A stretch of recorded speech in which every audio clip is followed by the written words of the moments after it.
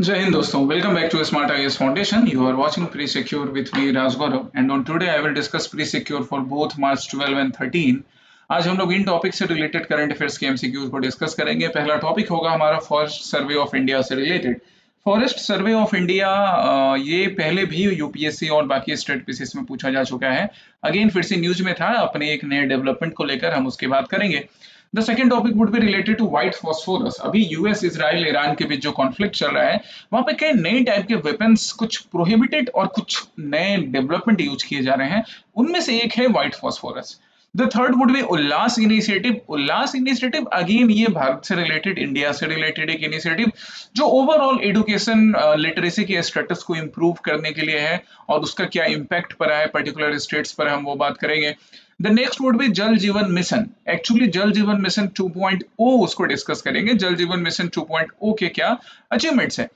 Next would be exercise Lamitiye. Exercise Lamitiye जिसमें India और India के साथ इसके एक पार्टनरिंग नेशन अभी पार्टिसिपेट करने वाले हैं। The next would be cycads. Cycads नाम का एक स्पीसीज जो कि न्यूज में रहा, एक फ्लोरल स्पीसीज। फ्लोरल स्पीसीज मतलब एक प्लांट स्पीसीज बट अपने यूनिक फीचर्स के वजह से न्यूज में रहा है, वो हम डिस्कस करेंगे। The seventh topic would B forest corona discharge. Forest corona discharge, corona discharge की जब बात होती है तो थोड़ा आइडिया अगर साइंस आपने पहले पढ़ा हो या साइंस के टॉपिक्स आपके दिमाग में हो, तो कोरोना डिस्चार्ज से ना हम एक्चुअली बात करते हैं कुछ ऐसे फेनोमेनन के जहां से स्पेस या वेदर इवेंट से हमें ना कुछ लाइट्स देखने को मिलती हैं। वही ये फॉरेस्ट कोरोना डिस्चार्ज है। यहाँ पे एक्चुअली में फॉरेस्ट्री भी इन्वॉल्व है इन लाइटिंग से रिलेटेड। इसके डिटेल्स हम आज चेक करेंगे। And last but not the list topic would B removal of the Lok Sabha speaker. Lok Sabha speaker के रिमूवल का प्रोसेस, राइट। और उसके बाद फिर आपके लिए होंगे प्रैक्टिस क्वेश्चंस, कल के प्रैक्टिस क्वेश्चन का डिस्कशन और आज नए practice question. So come to the very first topic, the forest survey of India. Forest survey of India पर आते हैं। न्यूज में देखो क्यों रहा, क्योंकि इंडियन एक्सप्रेस में हम देख रहे हैं that forest survey of India stops its AI based fortnightly alerts to states on deforestation. Forest survey of India पहले एक अलर्ट इशू करने का काम करती थी डिफरेंट स्टेट्स को डिफॉरेस्टेशन रोकने के लिए। अब उस अलर्ट को रोक दिया गया है। क्यों रोका गया है, कौन सा वो इनिशिएटिव था, वो भी हम देखेंगे और फॉरेस्ट सर्वे ऑफ इंडिया के बारे में भी जानेंगे। So come to the very first statement. पहला स्टेटमेंट क्या है, the India state of forest report is a flagship publication released annually by the FSI relying heavily on ISRO's Resourcesat satellite data. Actually ये statement partially correct है और अगर हम पूरी तरह से चेक करें तो इनकरेक्ट होगा।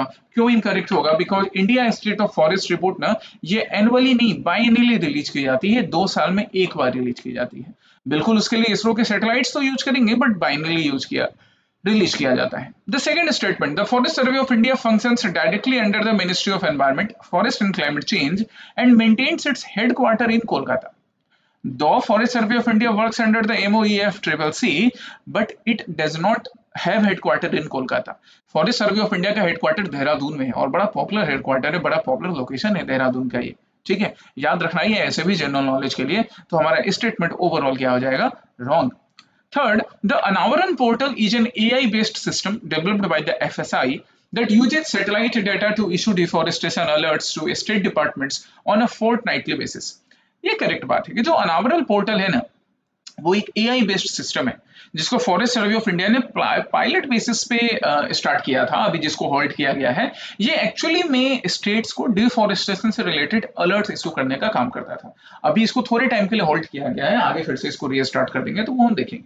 सो how many are correct here, only one is correct here, what we would choose C, only third statement was correct. ठीक है, यहाँ पे फॉरेस्ट सर्वे ऑफ इंडिया का फाउंडेशन देख सकते हैं कि 1981 में इसको फाउंड किया गया, right. It succeeded the pre investment survey of forest resource.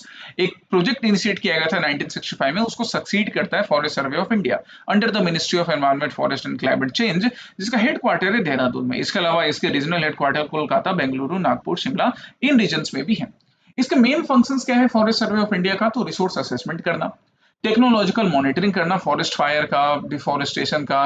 जैसे डिफॉरेस्टेशन को ही तो लेकर अभी डिफॉरेस्टेशन को लेकर ही अभी अनावरण पोर्टल बनाया गया था, राइट, डिफॉरेस्टेशन को रोकने के लिए।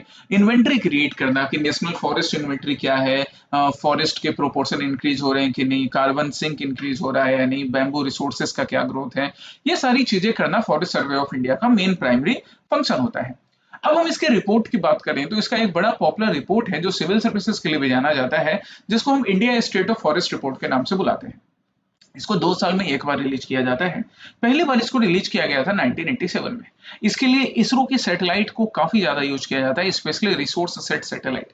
Because by using this satellite, the Forest Survey of India collect the real-time data in different forest, even dense region का भी डाटा फॉरेस्ट सैटेलाइट्स के थ्रू निकाला जाता है।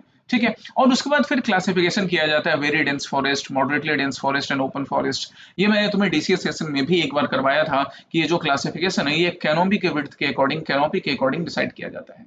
बाकी अनावरण पोर्टल की बात करें तो ये फॉरेस्ट सर्वे ऑफ इंडिया का एक पायलट प्रोजेक्ट था जो कि डिफॉरेस्टेशन से रिलेटेड अलर्ट्स स्टेट्स को इशू करने का काम करता था। ठीक है, at every 15 days, her 15 days पर, वही जिसको हम फोर्टनाइटली बोलते हैं, हर 15 डेज पर रियल टाइम में डिफॉरेस्टेशन से रिलेटेड डाटा भेजने का काम करता था।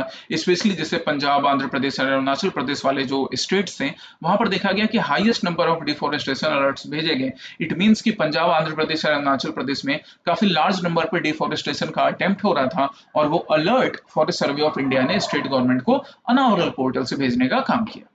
Okay, the next topic is white phosphorus. White phosphorus की बात करें, आप द हिंदू में देख सकते हो that the Human Rights Watch accuses Israel of using white phosphorus in new Lebanon attacks. Israel ने न्यू लेबनान अटैक्स में व्हाइट फॉस्फोरस यूज किया है, इसको लेकर वार्निंग देने का काम ह्यूमन राइट्स एजेंसी ने किया इजराइल को। पहला स्टेटमेंट व्हाइट फॉस्फोरस से related, it is classified as a highly toxic chemical weapon and it is used and its use is completely banned globally under the chemical weapons convention. Actually ये use तो किया जाता है लोगों को नुकसान पहुंचाने के लिए, बट प्राइमरली टॉक्सिक केमिकल में इसको नहीं कैटेगराइज किया गया है। व्हाइट फॉस्फोरस टॉक्सिक हो सकता है, बट इसका जो मेन यूज है ना वो आग लगाने के लिए होता है, काफी ज्यादा फ्लेमेबल है एंड बॉडी काफी हाई डिग्री तक बर्न हो जाती है। And the second thing is that it is not band by the chemical weapons convention. Chemical weapons convention में ये बैन भी नहीं है, ये भी एक दिक्कत हो गई। सो पहला statement wrong.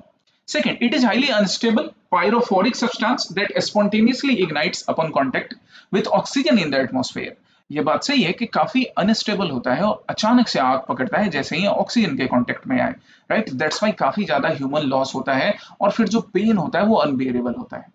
Third, under international law, its deployment is strictly prohibited in all scenarios, including for creating smoke screens on open battlefield. Actually, ये गलत है। Open battlefield में ना स्मोक स्क्रीन बनाने के लिए आप कई बार पिक्चरों में देखे होंगे कि लिमिटेड अमाउंट में एक स्प्रे किया जाता है जिससे ना स्मोक स्क्रीन हो जाता है, लोग खांसने लगते हैं और फिर जो आर्मी होती है वो अटैक कर देती है। ये ना व्हाइट फॉस्फोरस का यूज होता है लिमिटेड अमाउंट में वहां पर, तो ये एक्चुअली किया जाता है, राइट। स्मोक स्क्रीन बनाने के लिए एक ऐसी स्क्रीन बना दी जाएगी जिससे सामने वाले आर्मी को कुछ दिखेगा नहीं और जो नाइट विजन्स जिनके पास गॉगल्स होते हैं वो जाके एनिमी को पेनिट्रेट करते हैं। तो थर्ड स्टेटमेंट रॉन्ग है, इसको बैन नहीं है, ओपन बैटलफील्ड में लिमिटेड अमाउंट में यूज किया जा सकता है। Fourth, the Organization for the Prohibition of Chemical Weapons (OPCW) directly regulates its deployment as an incendiary weapons in warfare. As an incendiary weapons इसका deployment allowed नहीं है, ठीक है। सो इनकरेक्ट की बात करें तो इनकरेक्ट क्या हो गया 1, 3 एंड 4, आंसर क्या होगा ए 1, 3 एंड 4। करेक्ट हमारा सिर्फ सेकंड स्टेटमेंट था। बाकी यहाँ पर मैप मैंने इजराइल का और लेबनान का अटैच कर दिया है, आप लेबनान का मैप, इजराइल का मैप देख सकते हो जहां पर ये अभी लेबनान में इजराइल ने ये व्हाइट फॉस्फोरस यूज किया था। देखो देखने में ये कुछ इस तरह से नमक के जैसा लगता है, सोडा के जैसा लगता है, बट काफी जल्दी ऑक्सीजन के टच में आते ही आग पकड़ती है। इवन 850 डिग्री सेल्सियस तक टेम्परेचर जा सकता है। जिस रीजन में इसको स्प्रेड किया जाएगा वहां पे हाईली इन्फ्लेमेबल विस्फोट होगा और लोग अचानक से जल कर उनको काफी पेन होगा, डेथ हो जाती है 850 degree Celsius, right. White smoke के लिए इसको यूज किया जाता है, इवन टारगेट मार्किंग के लिए भी फाइटर प्लेन्स यूज करते हैं, बट इंसेंडियरी वेपन्स में इसका यूज अलाउड नहीं है, ठीक है। इंसेंडरी वेपन्स में अभी जो इजराइल यूज कर रहा है इंसेंडरी वेपन्स में, उसी को क्रिटिसाइज किया जा रहा है कि भाई आप लोगों को जलाने के लिए या इंफ्रास्ट्रक्चर को डिस्ट्रॉय करने के लिए why you are using white phosphorus incendiary weapons के रूप में। केमिकल वेपन्स कन्वेंशन की बात करें तो केमिकल वेपन्स कन्वेंशन जो है वो टॉक्सिक केमिकल वेपन्स को रोकने के लिए है, जो कि ओपीसीडब्ल्यू नाम की एजेंसी के थ्रू मॉनिटर होता है। India is also part of it chemical weapons convention and उसके लिए इंडिया ने सीडब्ल्यूसी नाम का एक एक्ट भी बनाया। हालांकि राइट कंट्रोल के केसेस में टीयर गैस को यूज किया जाता है, जो कि टीयर गैस इंटरनेशनल वॉरफेयर में अलाउड नहीं है, but in case of riot control tear gas is allowed as per this chemical weapons convention. अब हम व्हाइट फॉस्फोरस की बात करें और केमिकल वेपन कन्वेंशन की बात करें तो व्हाइट फॉस्फोरस को केमिकल वेपन कन्वेंशन में बैन नहीं किया गया है। पहली बात तो ये टॉक्सिक नहीं है, राइट, ये ना फ्लेमेबल है, इंसेंडरी वेपन्स में यूज होता है। दूसरी बात क्या है कि ये जो व्हाइट फास्फोरस है इसको मार्किंग के लिए यूज करते हैं, ओपन बैटलफील्ड में स्मोक स्क्रीन के लिए यूज करते हैं। तो ये क्लियर डिमार्केशन नहीं होने की वजह से इजराइल या इसके जैसे कई देश व्हाइट फास्फोरस का यूज कर लेते हैं और फिर वो केमिकल वेपन कन्वेंशन या बाकी ऐसे कन्वेंशन के लूप होल से निकल भी जाते हैं, वहां से भी बच जाते हैं। ठीक है। The next topic is about literacy achievement and government initiative. Literacy achievement and government initiative. The Hindu क्या बोल रहा है that Chandigarh achieves 99.93% literacy and gets fully literate UT tag. ये हमने अभी रिसेंटली भी डिस्कस किया था। अगेन मैं फिर से तुम्हें बता दूं कि फुल्ली लिटरेट टैग होने के लिए 100% लिटरेसी की जरूरत नहीं है।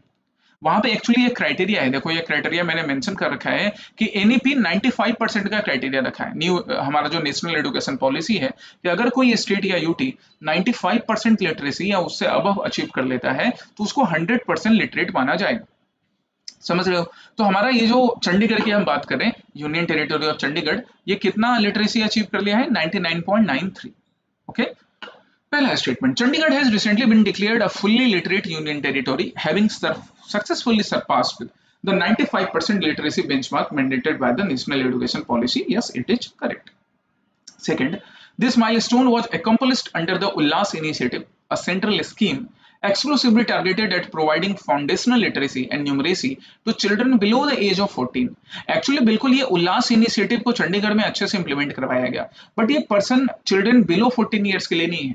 उल्लास इनिशिएटिव जो है ना, ये लिटरेसी इंप्रूव करने के लिए है पीपल अबव 15 ईयर्स, जिनका 15 साल हो चुका है उनके बीच में लिटरेसी को इंप्रूव करने के लिए उल्लास इनिशिएटिव है, 14 साल से कम बच्चों के लिए नहीं। So answer is very much simple, statement 1 is correct but 2 is incorrect. अब हम चंडीगढ़ की बात कर ले तो 99.93 लिटरेसी इसके पास है, फुल्ली लिटरेट यूनियन टेरिटोरी है और ऐसा करने वाला ये 6th स्टेट और यूनियन टेरिटोरी बना है, क्योंकि इससे पहले मिजोरम, गोवा, त्रिपुरा, लद्दाख एंड हिमाचल प्रदेश ने फुल्ली लिटरेसी का जो बेंचमार्क है उसको अचीव कर लिया है। Fully literacy benchmark, right, means more than 95%।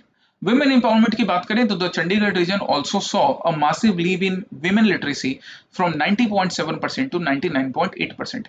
women literacy के भी मामले में चंडीगढ़ ने अच्छा परफॉर्म किया है और 99.89% women literacy इंश्योर की है। उल्लास इनिशिएटिव की बात करें तो ULLAS is understanding lifelong learning for all in society initiative, जो कि एक सेंट्रली स्पॉन्सर्ड स्कीम है 15 साल से ऊपर के लोगों को लिटरेसी या उनको लिटरेट बनाने के लिए। और ये जो 15 साल के ऊपर के लोग जो लिटरेट होंगे ना, एक एग्जाम भी उनको देना पड़ेगा, राइट, तब उनको नियो लिटरेट बोला जाएगा। उल्लास इनिशिएटिव के अकॉर्डिंग जो 15 साल के ऊपर के लोग जो अभी तक लिटरेट नहीं थे, जिनकी फॉर्मल स्कूलिंग मिस हो गई, अब जब उनको लिटरेट किया जाएगा तो उनको हम न्यू लिटरेट बुलाते हैं। चंडीगढ़ की जहां तक बात करें तो ये बेंचमार्क हमने देखा कि नेशनल एजुकेशन पॉलिसी का 95% का बेंचमार्क चंडीगढ़ ने अचीव कर लिया है एंड दैट्स व्हाई ऑब्वियसली विकसित भारत 2047 का जो गोल है चंडीगढ़ उसको पूरा करने में अग्रसर है। The next topic is about Jal Jeevan Mission. Jal Jeevan Mission क्या 2.0?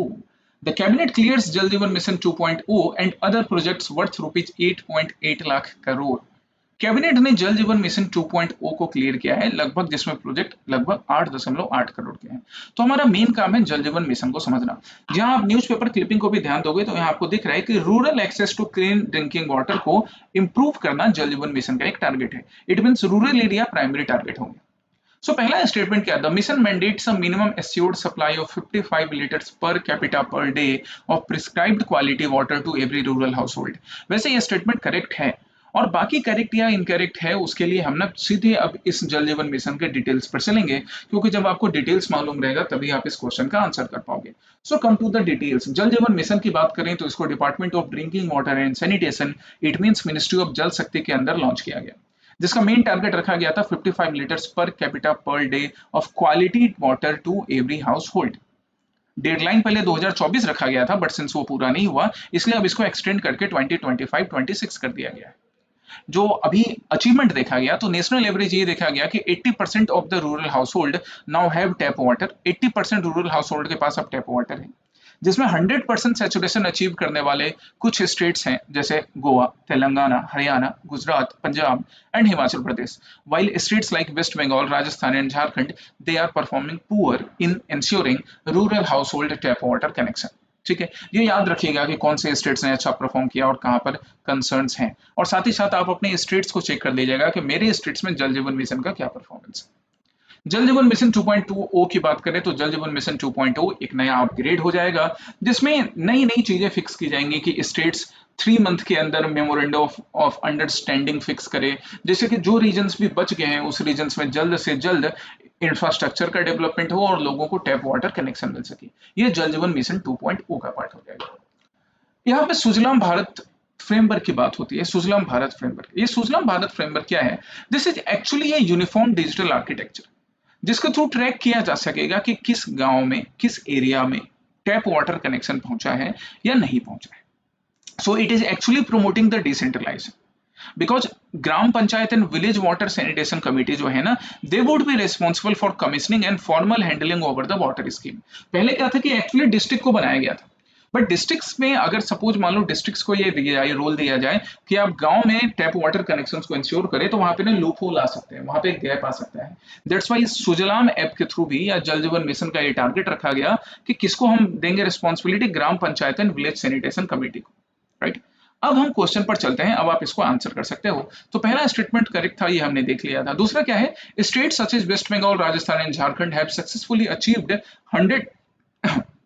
100% saturation in providing functional household tap connection। Actually ये तो लैगिंग स्टेज है, अचीव करने वाले तो कुछ और स्टेट्स हैं, गुजरात, पंजाब, हिमाचल प्रदेश, तेलंगाना, हरियाणा। थर्ड क्या? The newly introduced Sajalam Bharat framework is a centralised financial mechanism to bypass gram panchayat. अब जब रूरल हाउस होल्ड में हमको टैप वाटर कनेक्शन बढ़ाना है तो हम ग्राम पंचायत को बाईपास क्यों करेंगे? समझ में आ रहा है? और इनकरेक्ट ढूंढना था, तो आंसर क्या होगा? 2 and 3 only. Okay, the next topic is about exercise Lamitiye. Exercise Lamitiye जहां पर इंडियन कॉन्टिजेंट पार्टिसिपेट करने के लिए जा रहा है, exercise Lamitiye 2026। Okay, so the very first statement about exercise limity is that it is an annual joint military training। यहीं पर गलती हो गई, ये annual नहीं है, biennial है। biennial मतलब 2 साल में एक बार होगा। और बिल्कुल हाँ, इसको इंडिया और सेशल्स में ऑल्टरनेटिवली कंडक्ट किया जाता है, बट बाइनियल है। Okay, Second, the 2026 edition marks a tri-service milestone for the exercise, featuring the deployment of Indian Army's Assam Regiment alongside naval and air assets। बिल्कुल असम रेजिमेंट के साथ साथ Indian navy and Indian air force भी लेमिटी 2026 में participate करने जाएगी। So correct answer होगा 2 only. अब लेमिटी की बात करें तो लेमिटी जो है ये इंडिया और सेशेल्स के बीच फ्रेंडशिप को इंप्रूव करने के लिए, उनके स्ट्रेटेजिक रिलेशंस को इंप्रूव करने के लिए प्लान किया गया है। बाइनियल एक्सरसाइज है, मतलब 2 साल में एक बार इसको कंडक्ट करवाया जाएगा। पहली बार इसको 2001 में सेशेल्स में ऑब्जर्व किया गया था। दो देशों को कॉम्बैट फोकस बनाने के लिए, पीस कीपिंग ऑपरेशंस के लिए, एक दूसरे की प्रिपेयर्डनेस चेक करने के लिए और एक दूसरे के साथ strategically defence strategy, defence technology share करने के लिए लेमिटी एक्सरसाइज यूज में आती है।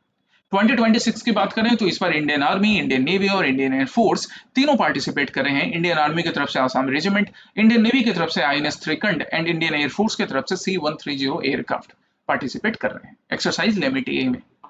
The sixth topic is about cycads and their reproductive mechanism। cycads नाम का एक स्पीसीज न्यूज में था।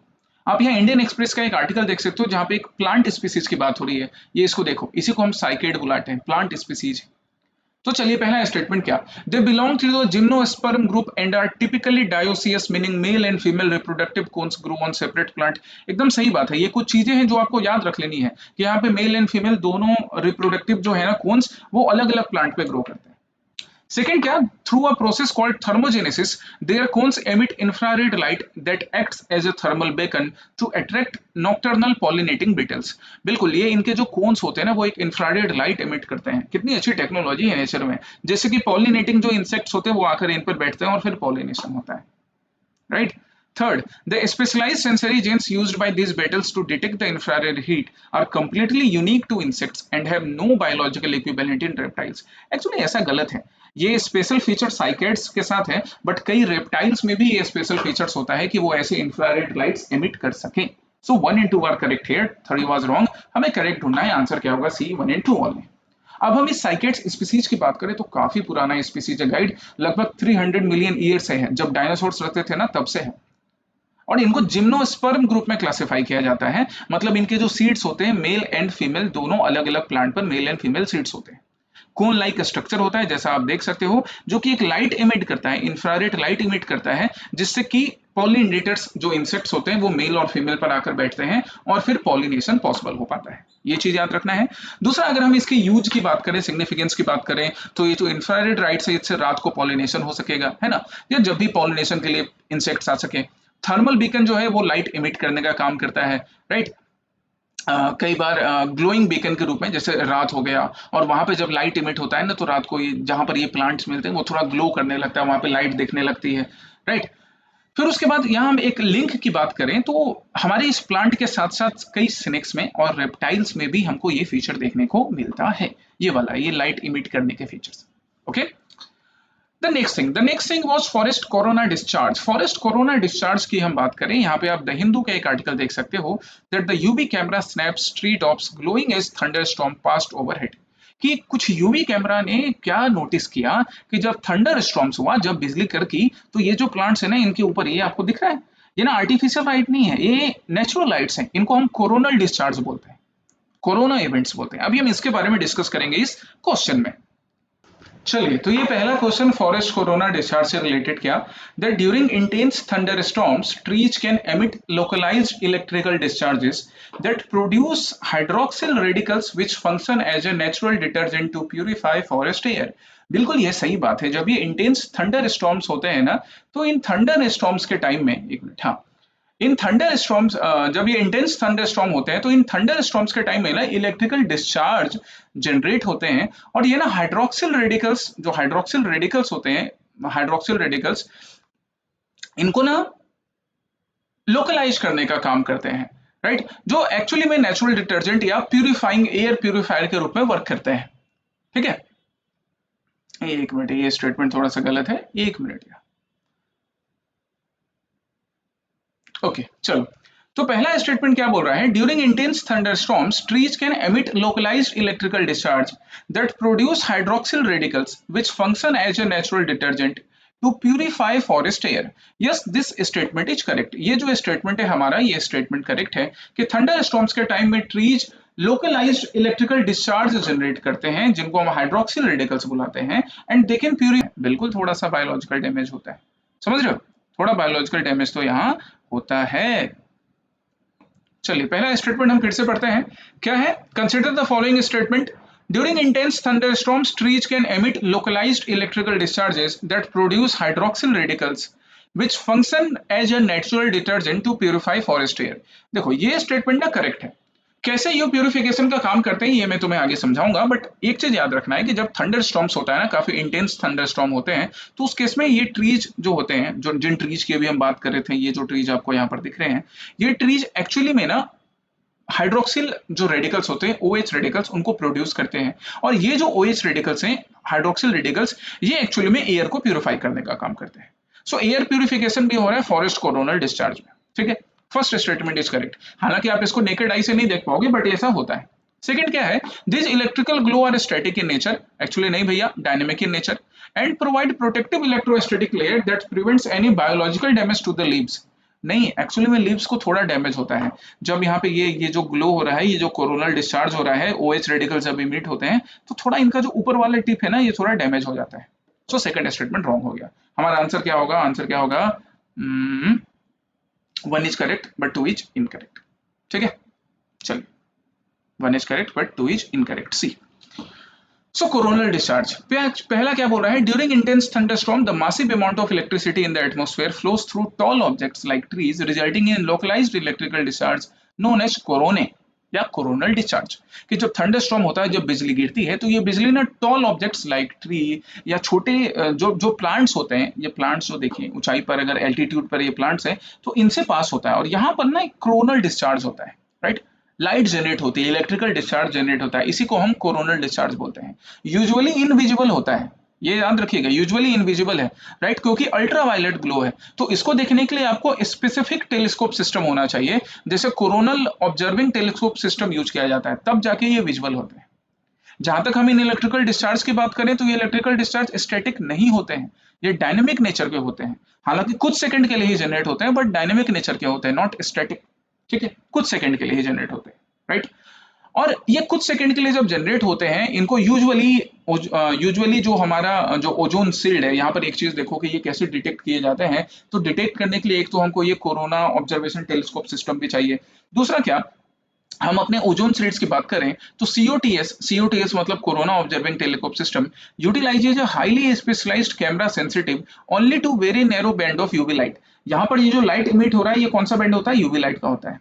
And it works during the day specifically day के टाइम में वर्क करता है, क्योंकि डे में ओजोन लेयर ना ऑलमोस्ट जो यूवी वेवलेंथ होते हैं उसके स्पेसिफिक लाइट को ब्लॉक कर देने का काम करता है। राइट, यहाँ पर देखो क्या लिखा है मैंने, ozone layer completely blocks the specific UV wavelength. ये जो स्पेसिफिक यूवी वेवलेंथ है, ये वाला पर्टिकुलर इस यूवी वेवलेंथ की हम बात करें, उसको कंप्लीटली ब्लॉक कर देता है। जब उसको कंप्लीटली ब्लॉक करता है, जो कि सन से आ रहा है, तो यहाँ पर जो यूवी रे जनरेट हो रहे हैं ना, वो हमारा कैमरा उसको ऑब्जर्व कर सकेगा, कैप्चर कर सकेगा। क्योंकि अगर ओजोन लेयर इनको ब्लॉक नहीं करता तो हमारे कैमरा इन लाइट को कैप्चर नहीं कर सकते, क्योंकि सनलाइट ज्यादा पड़ता।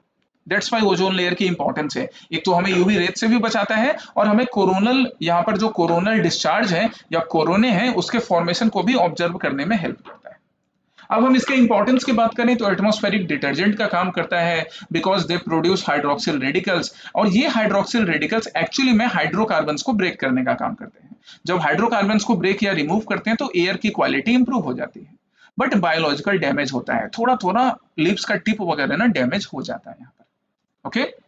The next question is about removal of Speaker of the Lok Sabha. Last but not the least topic for today. लोक सभा के रिमूवल को लेकर एक मोशन प्रेजेंट किया गया था, हालांकि वो मोशन डिफीट हो गया। हमें उससे मतलब नहीं है, हमें मतलब ये है कि हम ये जाने कि लोकसभा के स्पीकर का रिमूवल का प्रोसेस क्या है। पहला statement, a resolution for the removal of the speaker must be passed by a majority of all then members of the Lok Sabha. Yes, जो इफेक्टिव मेजॉरिटी होती है, इफेक्टिव मेजॉरिटी मतलब all the members of the Lok Sabha, उससे पास होना चाहिए।